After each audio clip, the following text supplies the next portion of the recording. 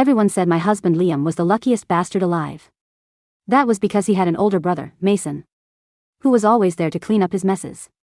On our wedding day, Liam threw a wild bachelor party with his childhood best friend, Scarlet, and overslept.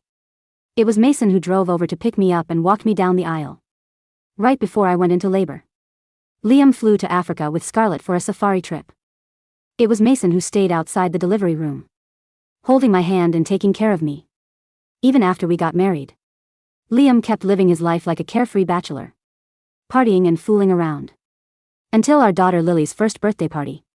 Lily took a few wobbly steps, ran straight past Liam, threw her tiny arms around Mason's leg, and babbled, "Daddy." That was the exact moment Liam finally panicked. He snatched Lily out of Mason's arms, holding her tightly as he desperately tried to correct her. "Say, Daddy, sweetie. I am your daddy." I immediately stepped in and took my daughter back. Lily was shaking, huge tears rolling down her chubby cheeks. "You are scaring her, Liam." Lily is shy around strangers. She hates being held by people she doesn't know. Liam's face twisted with frustration. But Lily's face was already flushed from crying. He had no choice but to let me take her. The second she was back in my arms, Lily buried her head in my shoulder, clearly rejecting him. Scarlet, who was standing nearby, laughed mockingly. "Well, Liam, looks like you are out of the picture. Honestly, Chloe, Lily and Mason look way more like a real family than you do." Liam's expression darkened instantly. "Shut up if you don't have anything nice to say," he snapped. "Baby only did that because she hasn't seen me in a while." Lily, who had just peeked her head up out of curiosity, was startled by his loud, angry voice. She burst into an even louder, more heartbreaking sob. Mason frowned at Liam. He set his whiskey glass down and walked over. "Daddy, hold me." As soon as Lily saw his familiar face, she stretched out her chubby little arms, begging Mason to carry her. Mason naturally took her from me. Within seconds, he had her giggling, showing off her tiny baby teeth. Liam's face looked darker than a stormy night. On the drive home, he suddenly spoke up. "From now on, keep Lily away from Mason." I frowned. The nanny has tomorrow off and I have an urgent meeting at my studio. If Mason doesn't help, who is going to take Lily to her toddler class? Liam straightened his back and cleared his throat. "Ah, it is just a toddler class. I am her father. I can take her." I stared at him stunned. Lily is still too young. If she goes to a strange place without someone she is comfortable with, she'll scream the whole time. Ibsen. Besides, tomorrow is Monday. Aren't you supposed to go hiking with Scarlet? Hiking on Mondays was a sacred ritual between him and Scarlet. Scarlet firmly believed that hiking to the top of the mountain on Monday mornings to watch the sunrise brought good luck for the rest of the week. So rain or shine, Liam had accompanied her every single week. Because as of this ridiculous ritual, he had missed countless important milestones in our life. I was just stating the facts. But Liam clearly misread my tone. He looked me up and down. Then he let out a soft chuckle and reached over to ruffle my hair. "Look at you, still getting jealous even after becoming a mom. You are just mad. Because I haven't been spending enough time with you too. Aren't you?" I frowned, pulling away. I had stopped caring about him a long time ago. "Jealous, please." But Liam was completely convinced of his own theory. "All right, fine. I admit I haven't been the most present father since Lily was born. I'll text Scarlet later and let her know. I am taking Lily to her class tomorrow." I wanted to say no.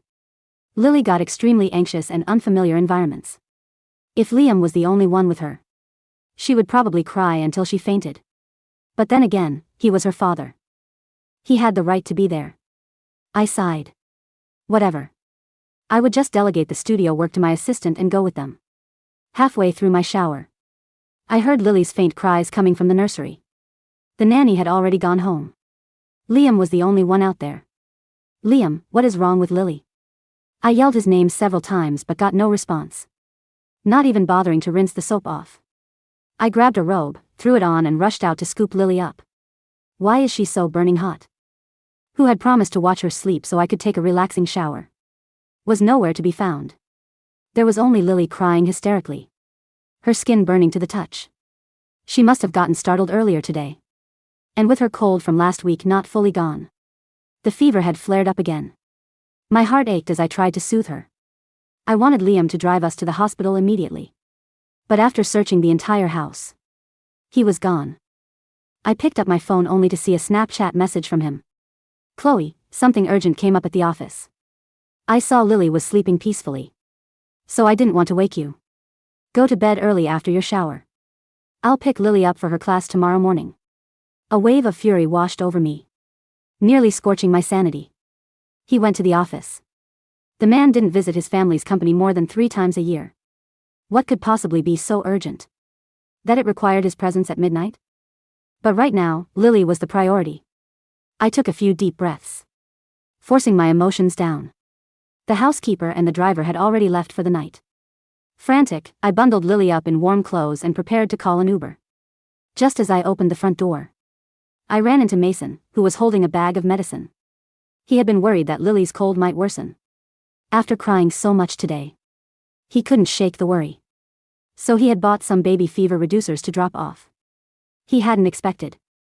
Find me rushing out. Chloe, what is wrong? My voice cracked with panic. Mason, we need to go to the hospital. Lily has a high fever and I am the only adult here hearing this. Jason immediately took Lily from my arms and ran toward his car. He ran several red lights and got us to the emergency room in record time. The ear doctor was absolutely furious with us. How are you guys running this household? The baby's fever is almost 104 degrees. And you are only bringing her in now? I guiltily rocked Lily, who had cried herself worse. Meanwhile, Mason ran around paying the bills, filling out forms and getting the medication. By the time the fever finally broke and Lily drifted off to sleep, it was past 3 a.m. Only then did I have a moment to thank me, Mason. Thank you so much. I am sorry to drag you into our mess again. There was exhaustion in Mason's eyes, but he still smiled warmly to comfort me. Don't thank me, Chloe. Even if Lily weren't my niece, you are still the girl I watched grow up. It is my job to look after you both. Get some rest. Her 4 drip is almost done. I'll go grab the nurse to take the needle out. Right after Mason stepped out of the room, my phone buzzed was a notification from our Snapchat group chat. Scarlet had tagged me. Chloe, you are not actually mad, are you? The guys and I joke around like this all the time. If it bothers you, I won't do it again. Immediately after, Liam sent a voice note to the group. Do you hear that, Chloe? Scarlet is already apologizing. Drop the attitude. Frowning, I scrolled up to see what they were talking about. 2 hours ago, Scarlet had posted a video in the group and tagged me. Liam lost a drinking game, so now he has to call me mommy for the night. Don't worry, Chloe. It is just for tonight. I'll return him to you tomorrow. The Leo was set in a dimly lit, noisy VIP booth at a club. Scarlet had her arm draped around Liam's shoulder, teasing him. You lost the bet, baby. Call me mommy. If you do it nicely, mommy might buy you another round to sober you up. The friends holding the cameras and Liam's frat boy buddies let out loud, obnoxious cheers and cat calls in the background. Mason, who had just walked back in with the nurse, caught a glimpse of my phone screen. His brow furrowed deeply, his eyes flashing with disappointment. Liam is getting entirely out of hand, Chloe. Don't worry. I will deal with him tomorrow. I shook my head, feeling completely numb. Don't bother. At the end of the day, it is my fault. I knew how irresponsible he was. Yet I still left our daughter with him. My marriage to Liam wasn't just about the two of us. It was a strategic merger of the Bennett and Sinclair families. We couldn't just get a divorce over minor issues like this, since a divorce would cause too much chaos for both families. There was no point in throwing a tantrum right now. I only cared about Lily. As for Liam, to me, he was just a man I occasionally shared a bed with. What the hell do you think you are doing? The next morning, I was jarred awake by Liam's furious, booming voice. I opened my eyes only to realize that I had fallen asleep, resting my head on Mason's shoulder. Mason was asleep, too, his head leaning against mine. We looked incredibly intimate. Last night, the pediatric ward had been completely full, so Lily had to stay on a cot in the hallway. It was too late to transfer her to another hospital, so Mason and I had to squeeze. He's onto the waiting room chairs to watch over her. Mason woke up at the sound of the yell, looking momentarily flustered. Liam, listen to me. Shut up. Liam wasn't listening. He raised his fist, aiming a punch straight at Mason's face. I stepped in with a cold face and slapped Liam hard across the cheek. Slap. Are you awake now? Do you know where you are?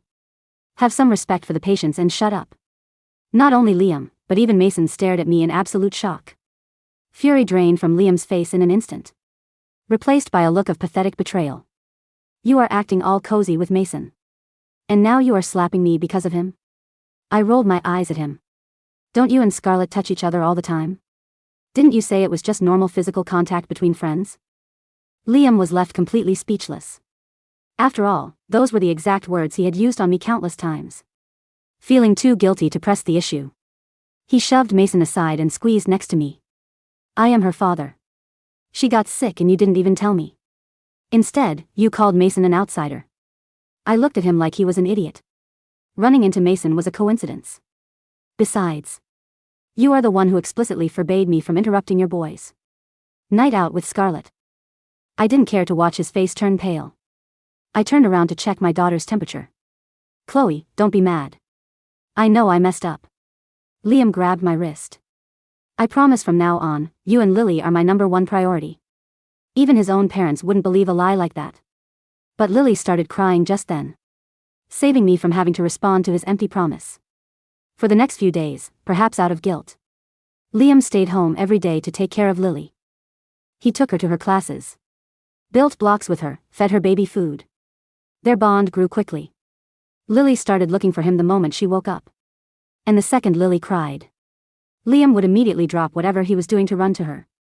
That day, I had an urgent matter to handle at the studio. Seeing that Lily was taking her afternoon nap, I told the nanny and Liam to watch her. Before leaving, I warned him repeatedly. Keep her indoors. Don't let her catch a draft. And absolutely do not let her eat mangoes, peanuts or anything she is allergic to. Liam nodded eagerly, promising he understood. Only then did I feel safe enough to leave. But before my meeting even ended, my phone rang. It was Liam. His voice trembling with panic. Chloe, you need to come to the hospital right now. Lily suddenly broke out in hives and won't stop screaming. We're on our way to the ER. My heart dropped. What happened? Did she touch or eat something she shouldn't have? Everything in our house was carefully selected to be allergen-free. And I had listed her allergies to him 1,000 times. Liam stammered over the phone. Lily woke up and wanted to go outside. Scarlet and the guys were hosting a yacht party. And I thought it would be fun for Lily to see the ocean. So the nanny and I brought her along. Then the nanny went to prep her bottle and I was holding her. But I got caught up in a card game. And when I looked over, Scarlet was feeding her mango crepe cake. I didn't care about the meeting anymore. I grabbed my keys and ran to the parking lot. By the time I rushed into the ER, Lily's condition had stabilized. He looked so tiny on the hospital bed.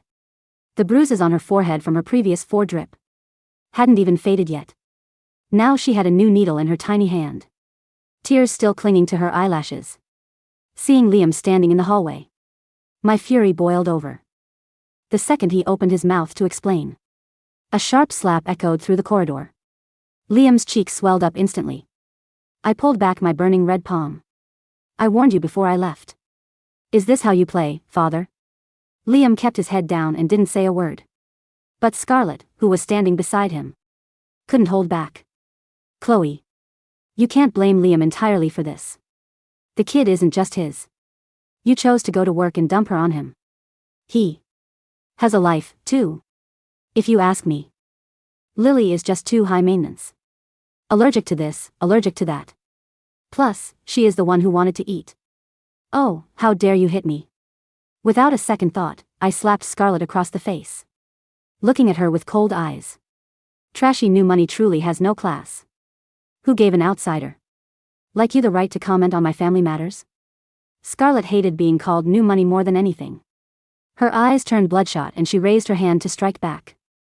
But before she could even touch my coat, Liam grabbed her arm and pushed her away. She stared at Liam in disbelief. Are you pushing me? Chloe has gone insane. Didn't you see her hit me? Liam didn't defend her this time. Instead, his tone was laced with irritation. Enough. You are the one who couldn't keep your mouth shut. Besides, who told you to feed the baby cake without asking? Charlotte looked like she was about to explode. I was standing up for you and now you are blaming me? A nurse came out to let us know Lily was awake. I turned and walked back into the room, immediately ignoring the two of them as they started arguing. Here is the full, dramatic continuation and conclusion to your story, written in immersive, gripping, natural English with a satisfying ending. Inside the quiet room of the pediatric ward, the steady beep of the heart monitor was the only sound cutting through the heavy silence. Lily was sleeping. Her small hands swathed in white bandages to keep the 4-needle secure. Her tiny cheeks were still slightly flushed, but her breathing had finally smoothed out into a soft, rhythmic hum. I pulled a chair right up to the side of the crib, sitting down and gently smoothing back her baby-fine hair. My heart felt hollowed out, as if every drop of emotion had been scraped raw.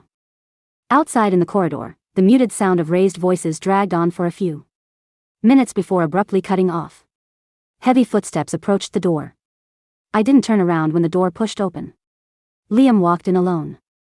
The red imprint of my hand was still visible against his pale cheek. He stopped a few feet behind me, his hands shoved clumsily into his pants pockets. He looked disheveled, his expensive designer shirt crumpled, his hair messy, his eyes bloodshot from a night of drinking followed by panic. Scarlet left, he said quietly, his voice raspy. I told her to go home.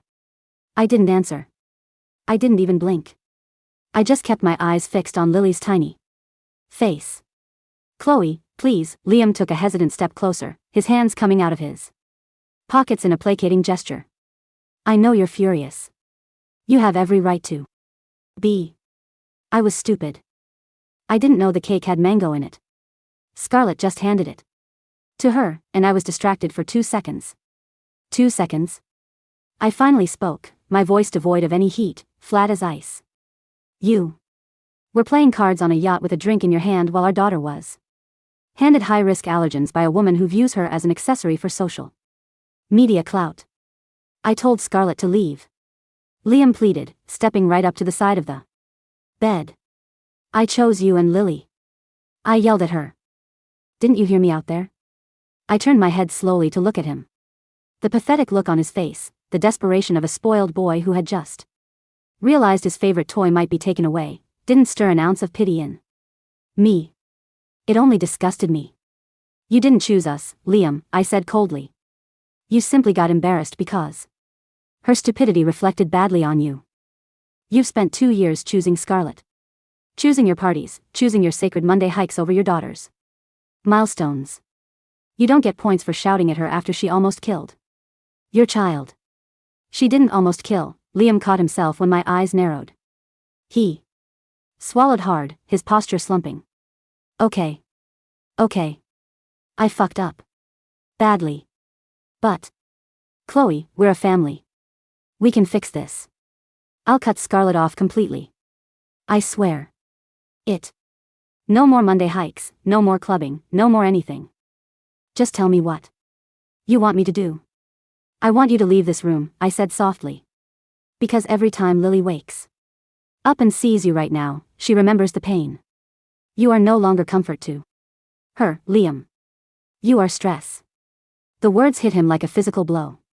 He staggered back half a step, his face turning ghostly white.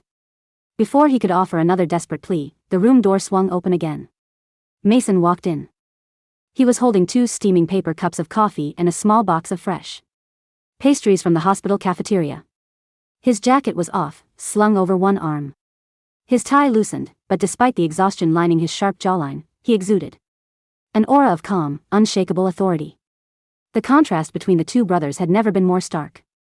One was a panicked boy trying to sweep a disaster under the rug, the other was a man who quietly shouldered the weight of the house when the roof caved in. Liam's eyes immediately flared with a mixture of shame and instant resentment. The moment he saw his older brother. What are you doing here, Mason? Liam sneered, trying to rebuild his bruised ego. Come to play hero again? Save the day while looking down on me? Mason didn't even glance at Liam. He walked past him as if he were a piece of furniture, setting the warm coffee cup on the bedside table next to me.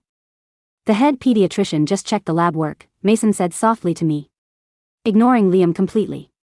The allergic reaction was acute, but they managed to stop it before it hit her throat. She'll need to stay under observation until 6 p.m., and then we can take her home.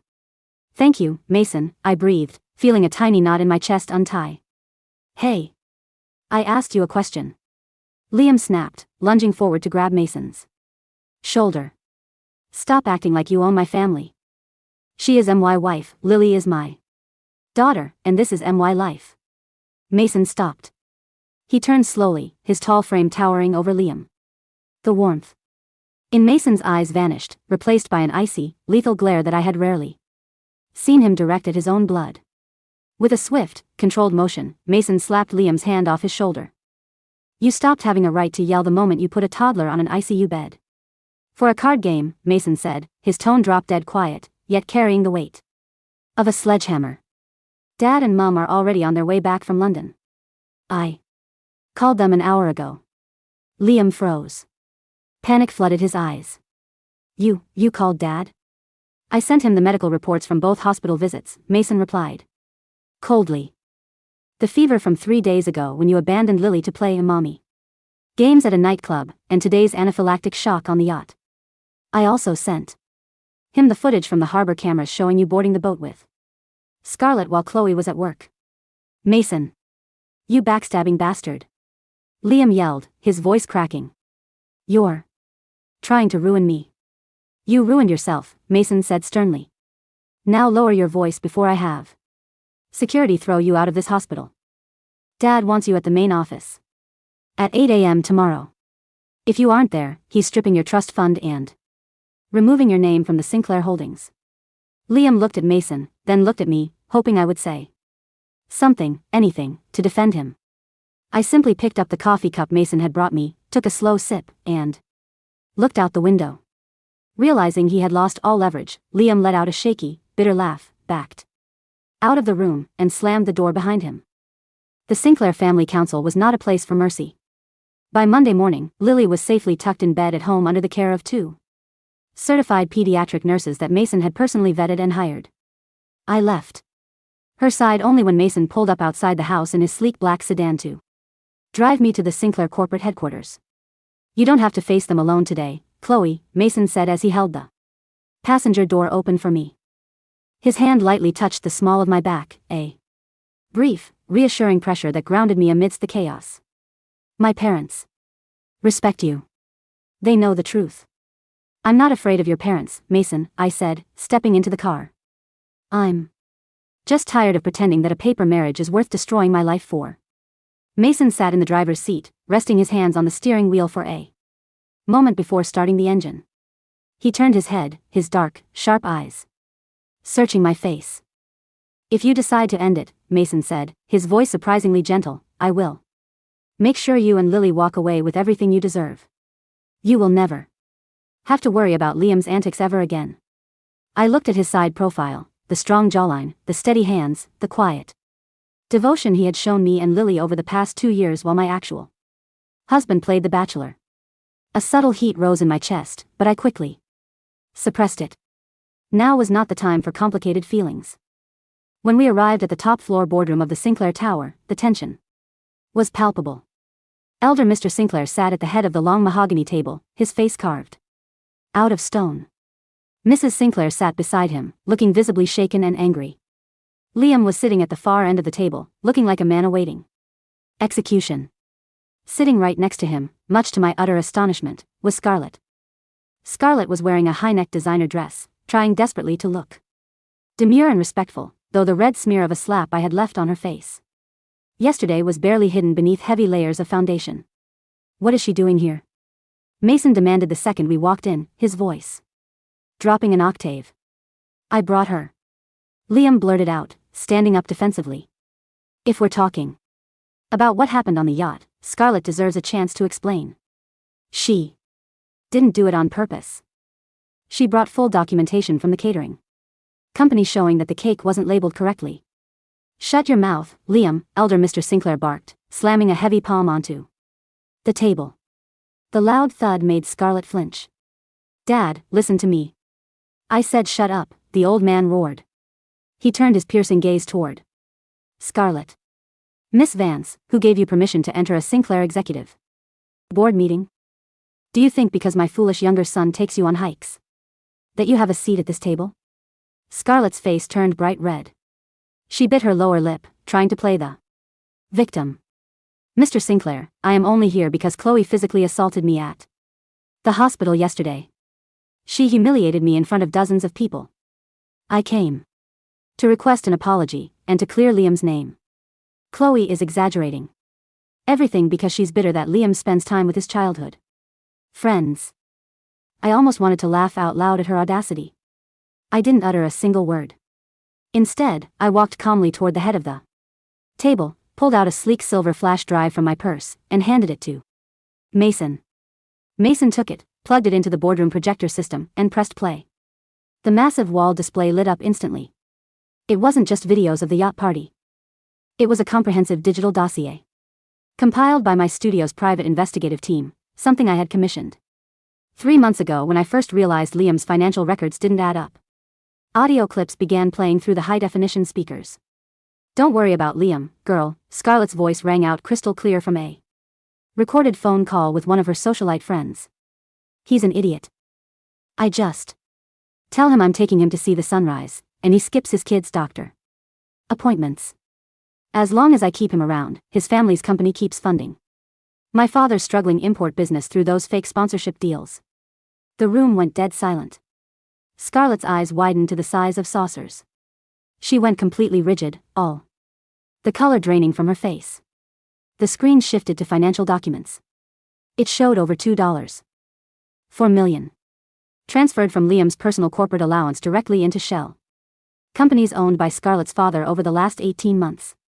What is this? Liam stuttered, turning his head slowly toward Scarlet, his jaw dropping. Scarlet, you said those sponsorships were vetted by the marketing department? Liam, no.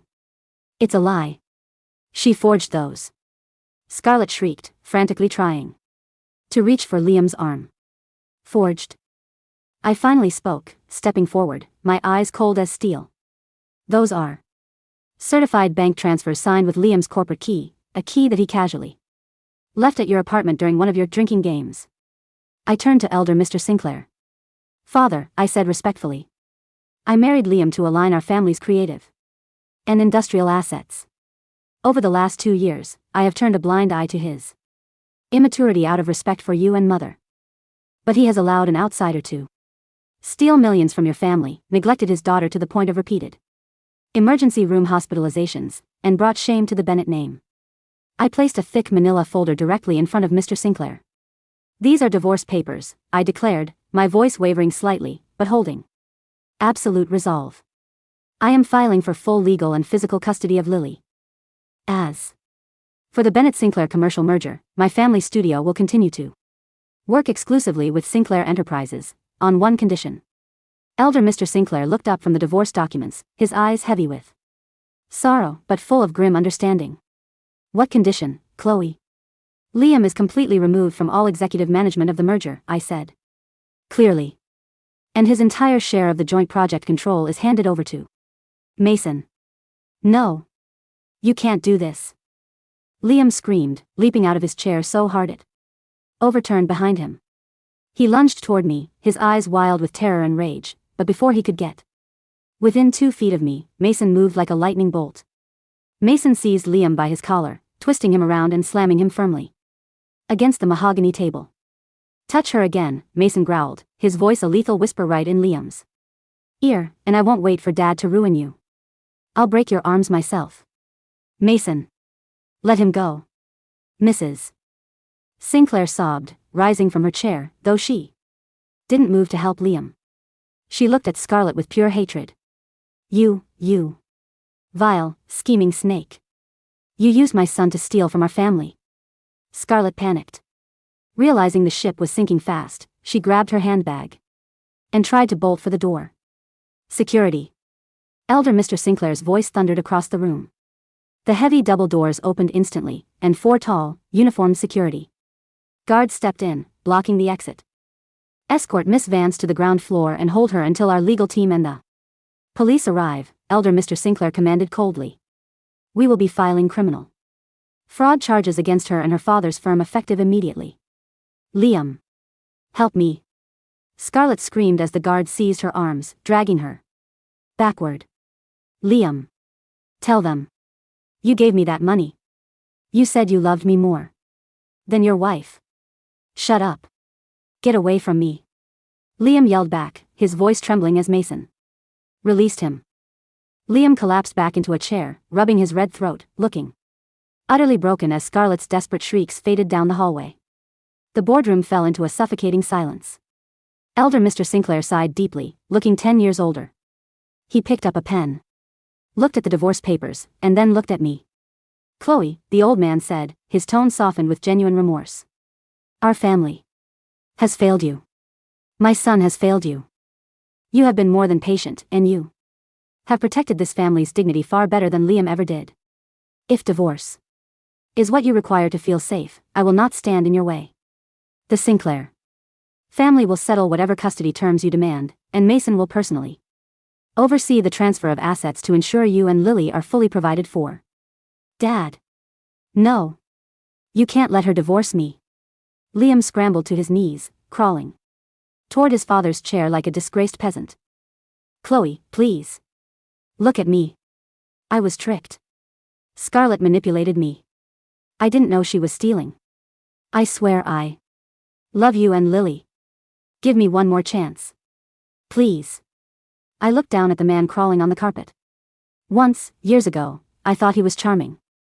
I thought his carefree nature was a breath of fresh air compared to the strict, formal world I grew up in.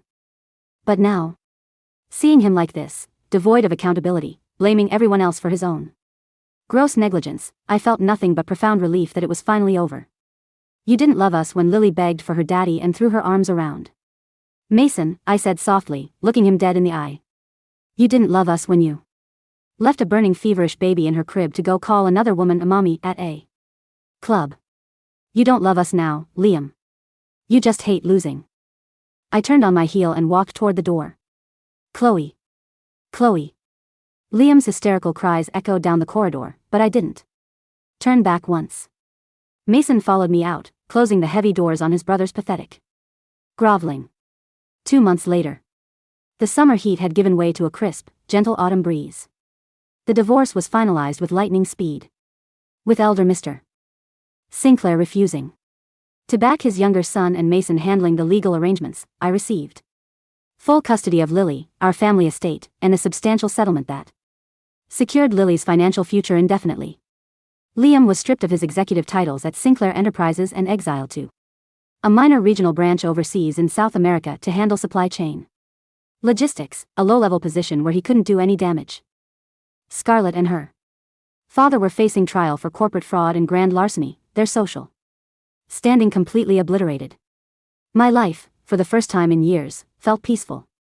My creative studio was thriving under the new joint venture structure, working side by side with Mason's corporate team. It was a late Friday afternoon.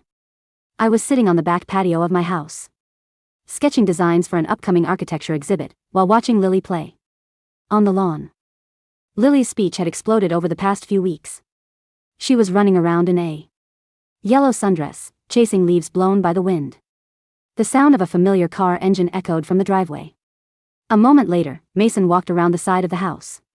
He had pulled off his suit jacket, rolling up the sleeves of his white crisp shirt, carrying a small wrapped box in one hand. The moment Lily saw him, her tiny face lit up like a Christmas tree. Daddy Mason. She squealed, dropping her plastic shovel and charging across the grass as fast as her tiny legs could carry her. My heart did a strange, violent flutter at her words.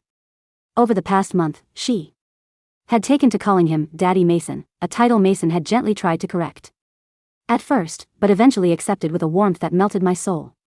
Mason caught her effortlessly, swinging her up into the air as Lily giggled hysterically, clinging to his neck. Hey there, little princess, Mason laughed, kissing her forehead before setting her down. He handed her the small box. Look what I brought you. Lily excitedly tore open the wrapping paper to reveal a wooden toy building set. Blocks. Thank you. She immediately sat down on the grass to start building. Mason walked over to the patio table and sat in the chair beside me. You look tired, I said, offering him a glass of iced tea I had prepared. Did the quarterly review run late? A bit, Mason said, taking a sip and looking out at the yard. Liam called from Argentina today. I paused my sketching. What did he want? To complain, mostly, Mason chuckled softly, though there was no malice in it, just a settled tired acceptance. He said the weather is awful and that everyone hates him there. He asked if you ever bring up his name. And what did you tell him? I told him that you and Lily are too busy being happy to look backward, Mason replied quietly. I locked eyes with him. The golden autumn sunlight hit his face, highlighting the strong lines of his cheekbones and the depth in his dark brown eyes. For months, there had been an unwritten truth standing between us. Mason had always been there. When I was sick in high school, it was Mason who brought me homework because Liam forgot. On my wedding day, when Liam overslept after partying, it was Mason who walked me down the aisle. When I gave birth, it was Mason who held my hand. He had spent years hiding his feelings behind the duty of an older brother, cleaning up Liam's messes while silently protecting the woman he loved from afar. Mason, I said, my voice barely above a whisper. Why didn't you ever say anything? Years ago, before I married Liam? Mason went still. He set his glass down on the table, his posture straightening. He looked down at his hands, a bitter, self-deprecating smile gracing his lips. Because I was an idiot, Chloe, he said softly, turning his head to face me. Our families wanted a merger.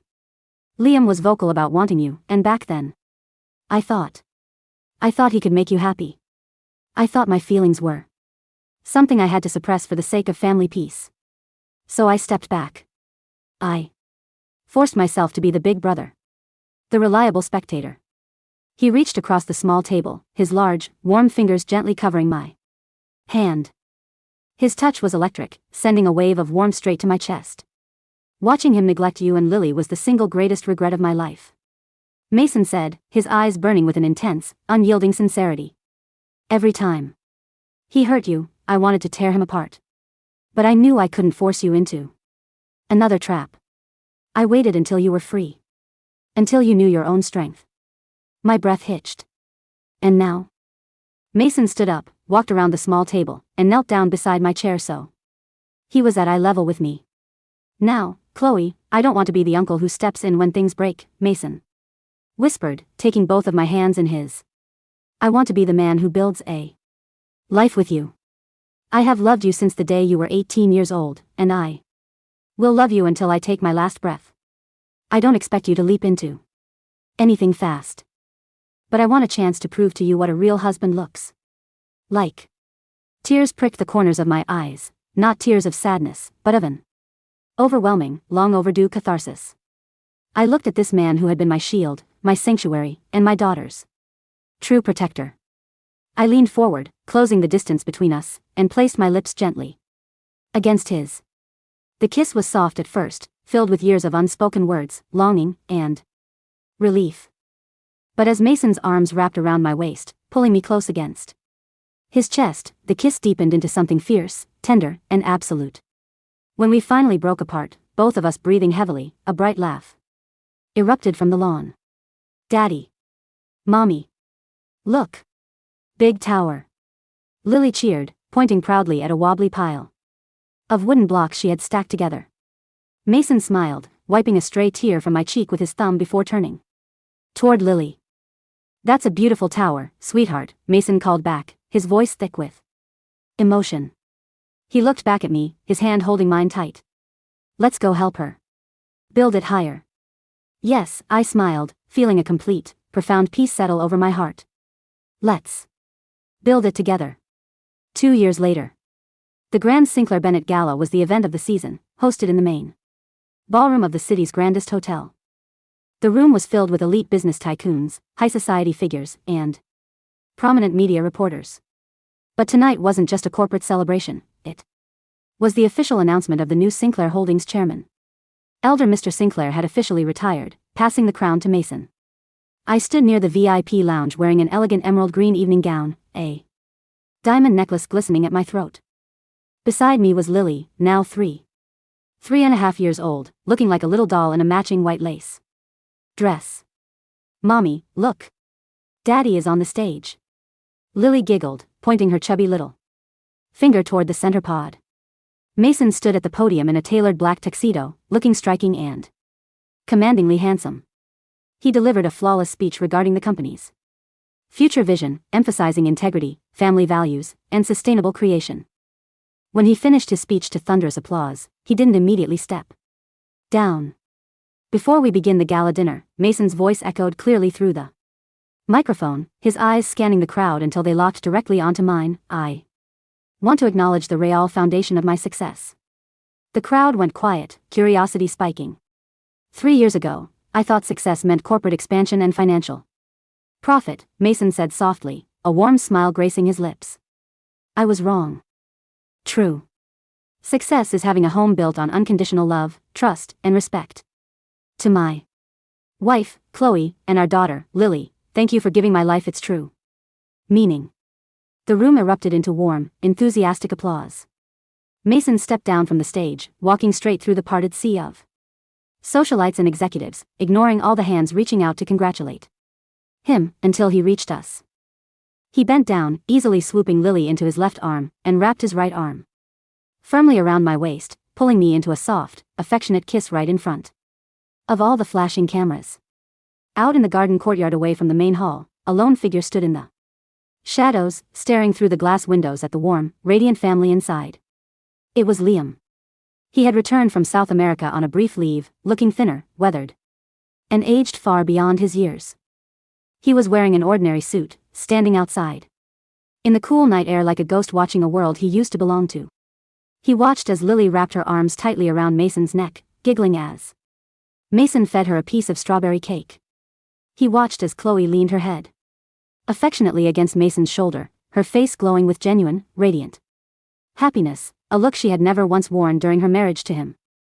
Liam reached into his pocket, pulling out a small, crumpled photograph of Lily's first birthday, the day he had panicked, the day he had pushed his daughter away by screaming at her, the day he had lost everything because he was too blind to cherish what he had. A heavy tear slid down Liam's cheek, smudging the photo. Inside the warm, bright ballroom, Mason turned his head slightly, noticing the shadow standing out in the dark courtyard. He didn't gloat, nor did he display anger. He simply raised his hand, pulling Chloe closer into his side, shielding her and Lily completely from the dark outside world. Chloe felt the gentle pressure of Mason's arm and looked up at him, smiling softly. Everything okay? She asked softly. Everything is perfect, Mason whispered, kissing the crown of her head. And as the music swelled and the lights shone brightly around us, I knew he was right. The mess of the past was washed away, the pretenders were gone, and I had finally found my way to the man who was meant to love us all along.